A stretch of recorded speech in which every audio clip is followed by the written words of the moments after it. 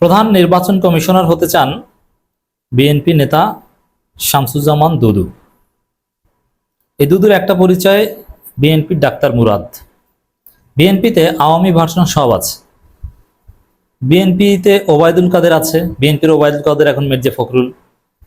বিএনপিতে শামীম ওসমান আছে, বিএনপি শামীম ওসমান জাকির খান।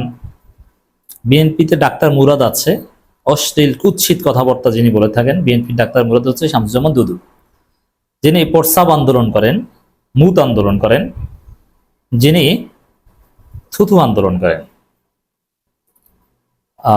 আজ থেকে 15, 20, 30, 40 বছর পর বাংলাদেশের এই ভোলাটাইল সিচুয়েশন বা বিএনপি ধ্বংসের এই ইতিহাস যখন মানুষ পড়বে, যেমন আমরা মুসলিম লীগের ইতিহাস পড়ি না, যে once upon a time there was a great political party named Muslim League. এখন মুসলিম লীগ কি, ওরকম যখন বিএনপির ইতিহাস পড়বে যে বিএনপি কিভাবে ধ্বংস হয়েছিল, তখন এই দুদুদের কথা ইতিহাসে লেখা থাকবে। তখন দুদুদের কথা লেখা থাকবে যে মুত আন্দোলনের নায়ক ছিল দুদু, প্রস্রাব আন্দোলন, থুতু আন্দোলন, নানান জনক, এগুলো বলবে।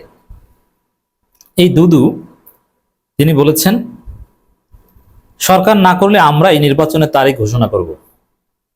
এর মানে কি, তিনি কি সিইসি হতে চান? নির্বাচনের তারিখ ঘোষণা করে সিইসি, সংবাদ সম্মেলন করে শিডিউল ডিক্লেয়ার করা। নির্বাচনের তারিখ চিফ অ্যাডভাইজার বা প্রাইম মিনিস্টার ঘোষণা করে না। এটা ইটস রিলেটেড টু সিইসি। তাহলে মানে কি, সিইসি হতে চায় দুদু? তাহলে রাজনীতি করেন কেন? এই দুদু সরকার না করলে আমরাই নির্বাচনের তারিখ ঘোষণা করব, এটা মাথা মোটা টাইপের বক্তব্য। কারণ কোনো রাজনৈতিক দলের নেতা কখনো বা নেতারা নির্বাচনের তারিখ ঘোষণা করতে পারে না। তার এই কথা শুনলে বোঝা যায় তারা কতটা ভারসাম্যহীন অবস্থায় আছেন, কতটা অসুস্থ অবস্থায় আছেন। তারা এখন নির্বাচনের তারিখ ঘোষণা করতে চান। এর মধ্যে দিয়ে আরেকটা বিষয় বোঝা যায় যে বিএনপি নিজেরাই নির্বাচন করতে চায়, নিজেরাই তারিখ ঘোষণা করতে চায়, নিজেরাই ফলাফল ঘোষণা করতে চায়, নিজেরাই প্রিজাইডিং অফিসার, নিজেরাই ভোটার, নিজেরাই ভোট গণনাকারী। মানে বিএনপির চিন্তা দর্শন হচ্ছে টোটাল কারচুপি। কারচুপি বিএনপির দর্শন, কারচুপি বিএনপির ফিলোসফি। ইতিহাস হচ্ছে কারচুপির ইতিহাস।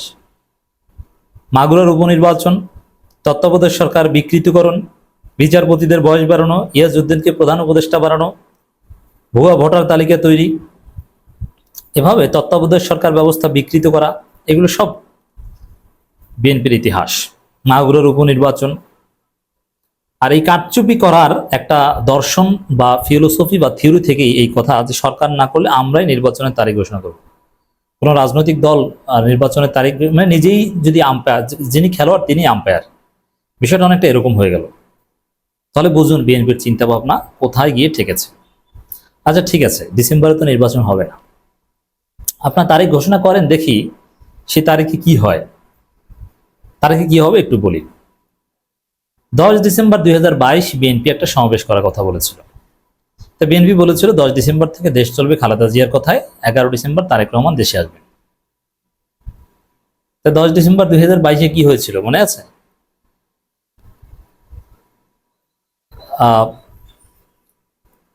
একটা কুকুর যদি অনেক দূরে থাকে, তাকে যদি আপনি রুটি দেখান, তাহলে সে দৌড়ে ওই রুটির কাছে আসবে। তো 10 ডিসেম্বর হাসিনা বিএনপিকে এমনভাবে চিকেন বানিয়েছিল, হাত পা বেঁধে তারপরে গোলাপবাগ মাঠে রুটি টানিয়ে রেখেছিল, বলছিল গোলাপবাগ মাঠে রুটি যাও। তা কুকুরের মতো দৌড়ইতে দৌড়ইতে সবাই ওই গোলাপবাগ মাঠে গেছে। মানে 10 ডিসেম্বর থেকে দেশ চালায় বিএনপি। আর 10 ডিসেম্বর অবস্থাটা ছিল, পুলিশ যদি বলে যে কান ধরে উঠো আর বসো, কান ধরে উঠতো আর বসতো। পুলিশ যদি বলে যে রাস্তার ডান পাশে যাও, ডান পাশে, বাম পাশে যাও, বাম পাশে, এখন বসো বসো, দাঁড়াও দাঁড়াও। আবার 28 অক্টোবর 2023 সেম, এই করবে সেই করবে, কিন্তু পুলিশ বাঁশি দিয়েছে আর মির্জা ফখরুলরা মাইক টিক বন্ধ না করে দৌড়, 10 মিনিটের হাঁকা ফাঁকা। আবার মার্চ ফর ডেমোক্রেসির কথা মনে আছে 2013 সালের, মির্জা আব্বাস লোকজনকে মাঠে নামতে দেননি হাসিনার সাথে সমঝোতা করে, শুধু জামাত এবং শিবিরের লোকজন মাঠে নেমে তারা শহীদ হয়েছে। দর্শক, এটা হচ্ছে বাস্তবতা। যে এই বিএনপি যে বলছে যে সরকার না করলে আমরা নির্বাচনের তারিখ ঘোষণা করব, তো সরকার নির্বাচনের তারিখ ঘোষণা না করলে বিএনপি যদি নির্বাচনের তারিখ ঘোষণা করে, সেই নির্বাচনের তারিখে কি হবে? হবে 2022 সালের 10 ডিসেম্বরে যা হয়েছে, 2023 সালের 28 অক্টোবরে যা হয়েছে ওইটা। বিএনপির অর্জন যা ছিল, বিএনপি তারিখ ঘোষণা করলে অর্জন সেটা হবে। বুঝতে পারছেন?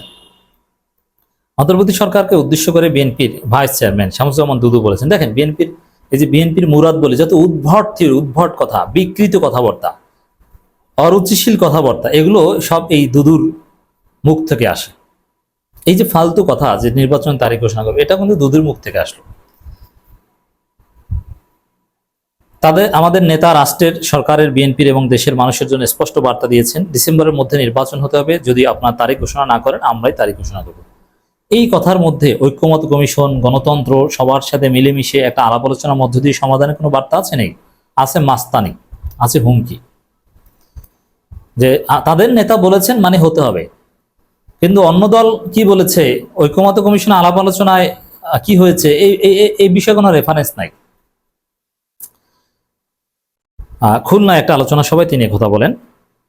দুদু বলেন, বিএনপি, ছাত্রদল, যুবদল, স্বেচ্ছাসেবক দল, শ্রমিক দল, মহিলা দল মাঠে আছে। তারেক রহমান এখনো চূড়ান্ত কথাটা বলেননি। যখন চূড়ান্ত কথাটা বলবেন, বাংলাদেশ স্থবির হয়ে যাবে, তখন বুঝতে পারবেন। আচ্ছা, স্থবির করেন না, একটু দেখি না কি পারেন আপনার, আমরা একটু দেখতে চাই। এই বিএনপি মাঠে নামলে অথবা নির্বাচনের তারিখ ঘোষণা করলে ওই কি হবে, 28 অক্টোবরের দিকে তাকান, 10 ডিসেম্বরের দিকে তাকান, ওইটাই। আর মার্চ ফর ডেমোক্রেসির দিকে তাকান। একটা ইউনুস পার্টি অফিসের সামনে একটা বালু ট্রাক দিয়ে দিলে তখন আর কাউকে পাওয়া যাবে না। নতুন গড়ে ওঠা রাজনৈতিক দলের সমালোচনা করে তিনি বলেন, কেউ কেউ বিএনপি সমালোচনা করে বলে ট্রাক সরাতে পারেনি। তারা তো বলে না যে গত 17 বছরে বিএনপির পৌনে 5,000 নেতাকর্মী শহীদ হয়েছে, গুম বা নিখোঁজ হয়েছে। বিএনপি 17 বছর যদি গণতান্ত্রিক আন্দোলন না থাকতো, তাহলে 1 মাসের আন্দোলনে হাসিনা পতন হতো না। হতো 1 মাসের আন্দোলনে হাসিনার পতন হয়েছে, কথাটা ঠিক না। মূলত 1 সপ্তাহের আন্দোলনে পতন হয়েছে, কারণ 1 মাস যাবৎ এই ছেলেরা, ছাত্ররা হাসিনার পতন চায়নি। হাসিনার পতন চেয়েছে শেষ 7 দিনে, ওই 9 দফার দিন থেকে। তার আগে প্রথম দিকে কোটা সংস্কার আন্দোলন, হাসিনা পতন আন্দোলন ছিল না। অতএব পৃথিবীতে বড় বড় বিপ্লব, এটা 9 দিনে বিপ্লব, 4 দিনে বিপ্লব, কয়েক ঘন্টায় হতে পারে। অতএব 15 বছর লেগেছে পতন হতে, না, এটা ইম্পসিবল। হ্যাঁ, বিএনপি নির্যাতিত হয়েছে, কিন্তু ওই নির্যাতিত বা যারা শহীদ হয়েছে তাদের সাথে বেইমানি করেছে বিএনপির হাইকমান্ড। এটা হচ্ছে বাস্তবতা। বালু ট্রাক, এই প্রশ্নটা জবাব দেন যে বালু ট্রাক আপনারা সরাতে পারেননি, তাহলে এত নেতাকর্মী শহীদ হয়েছে কেন? কিভাবে শহীদ হয়েছে? বালু ট্রাক সরাতে যে কয়েকজন শহীদ হতো, কেন সরাতে পারেন? তাহলে তো ওই দিনই পতন হতো। বুঝতে পারছেন? জবাব পেয়েছেন আশা করি। অন্তর্বর্তী সরকারের প্রধান উপদেষ্টা সমালোচনা দুদু বলেন, আমাদের নেতা বলেন সবার আগে বাংলাদেশ। এগুলো ভঙ্গবাং কথা। জামাত ইসলামীর সমালোচনা করে, ইঙ্গিত করে দুদু বলেন তারা নির্বাচনে বিরোধিতা করছে, অথচ তারাই 300 আসনের প্রার্থী ঘোষণা করেছে। এটা জানেন না যে জামাত প্রার্থী ঘোষণা করে এটা তাদের রুটিন ওয়ার্ক, এটা 12 মাস করে তারা। এটা সাংগঠনিক কাজ। এটা নির্বাচন 10 বছর পর হবে, এটা নিশ্চিত হলেও জামাত প্রার্থী ঘোষণা করে যাবে। এটা দুদুর অবগতির জন্য বলছি।